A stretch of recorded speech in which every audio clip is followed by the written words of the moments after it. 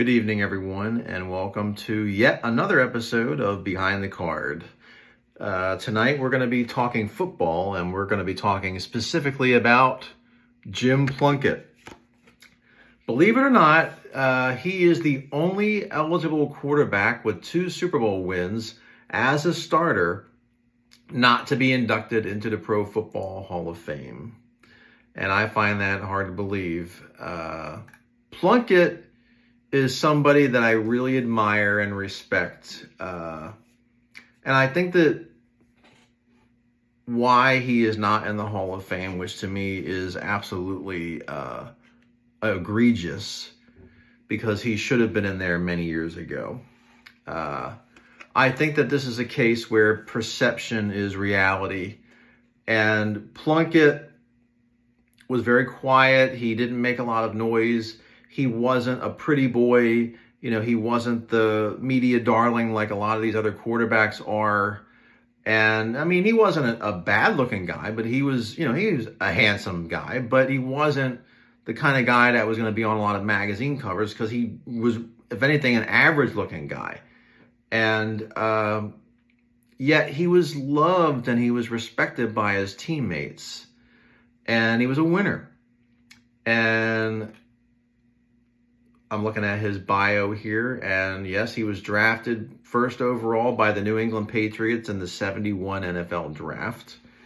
And his tenure was productive, but after an injury-shortened 75 season, he was traded to the San Francisco 49ers, where he played in 1976 and 77. And then he was released from the 49ers after suffering more injuries, signed with the Raiders in 1978. And initially serving as a backup, he became the starting quarterback during the 1980 season, led them to Super Bowl 15, where he was named the MVP. Remember, he was MVP in that Super Bowl. In 83, he was the backup again, and he ascended to starter, and he was now with the Los Angeles Raiders. They were still the Raiders, but now they were in LA, led them to victory in another Super Bowl. That was Super Bowl 18. And again, he is the only eligible quarterback with 2 Super Bowl wins as a starter not to be in the NFL Hall of Fame. And, Plunkett was considered to be a bust, a draft bust. And we hear that term a lot nowadays. And NFL Network and ESPN has done a lot of these shows, the top 10 or the top 20 busts. And they bring on a lot of D-list comedians on there, and they make a lot of snarky comments, and this guy was horrible, this guy was just absolutely, this guy couldn't play, and it's just so easy, to take shots and make comments. And, the NFL draft is a crapshoot. Every team is taking a shot and trying to take a chance on somebody, especially a quarterback. And you can draft a quarterback and you just literally roll the dice, no pun intended. And sometimes they're going to turn out to be very good and have a good career. Sometimes they're going to be great and have a Hall of Fame career.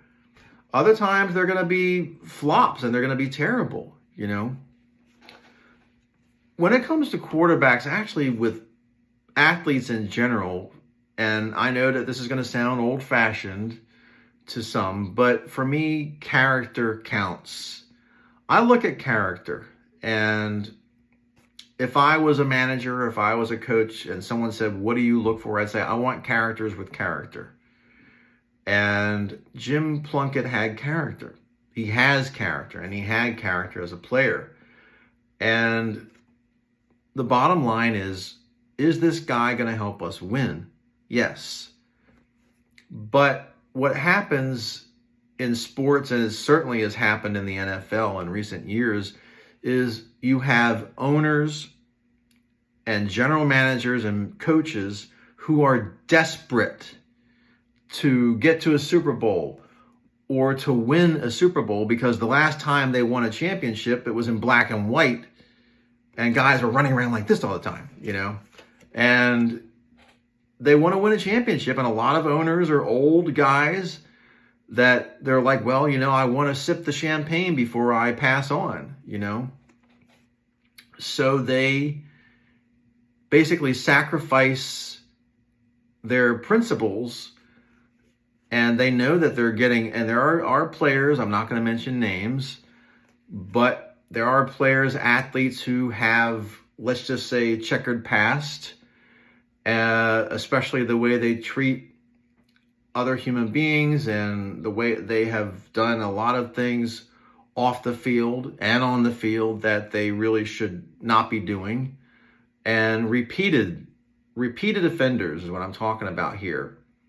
And yet, because they can throw a football 100 yards, it's, we want to win a championship, and this is the guy to do it. And fan bases will buy into that too, because they're desperate and they're tired of losing. And we've seen this happen with many teams where they go through the draft and they draft a rookie quarterback, and after 3 years, he's a flop. Okay, rinse and repeat. Let's get another rookie quarterback in there, and then he flops.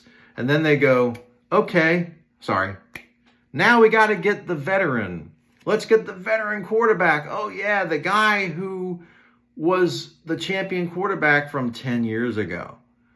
Yeah, you're getting a guy that's a leader, who's got the character, but Father Time is not going to reverse the aging process. And that man those bones are not what they once were, and he's been through some stuff. So, yeah, you can bring in the veteran, but if he's past his prime, I mean, he might have little moments of brilliance, but is he going to get you a championship? For me, it's about character. It's about character, maturity, intelligence, and I mean football intelligence. And, that's why I think a lot of these, I hate to say it, but a lot of these jock quarterbacks from high school, they're usually the best looking guys. And sorry, but a lot of them are very arrogant and they're rude and they're jerks.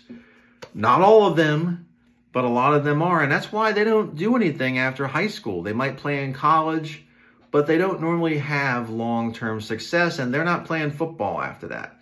That's why those are their glory years. That's the peak of the pinnacle of their success, and they live on those glory days. It kind of sounds funny, but like Uncle Rico in Napoleon Dynamite, but the smart ones, they figure it out. Some of them might still be jerks too, but they're not stupid. And they understand that there's more to life than football. And they're leaders, and they're guys that mentor the younger players, and they know how to rally the guys and rally the team. And I think that Plunkett certainly was that, and a guy that if you asked his teammates, what do you think about Jim Plunkett? I think that to a man, every one of them would say, yeah, that's the guy that we want to have leading us into battle. And he was tough, and he played through pain, but he succeeded. And why this man is not in the Hall of Fame, I don't know. There are many people you could say that about. But I really think that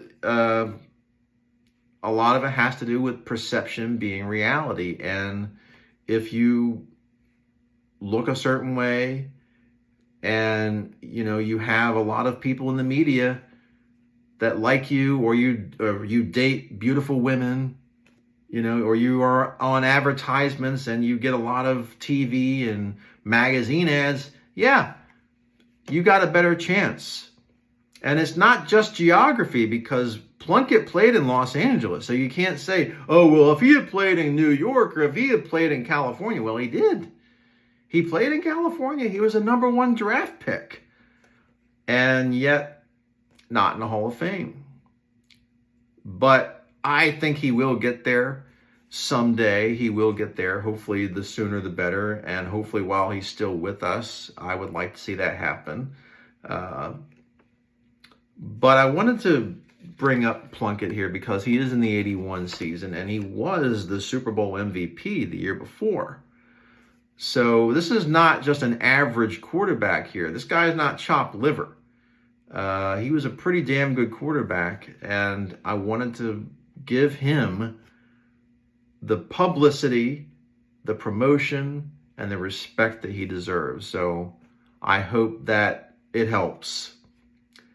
And I want to thank you all for watching again, and I hope you have a wonderful rest of your weekend and a terrific week. I'll see you soon.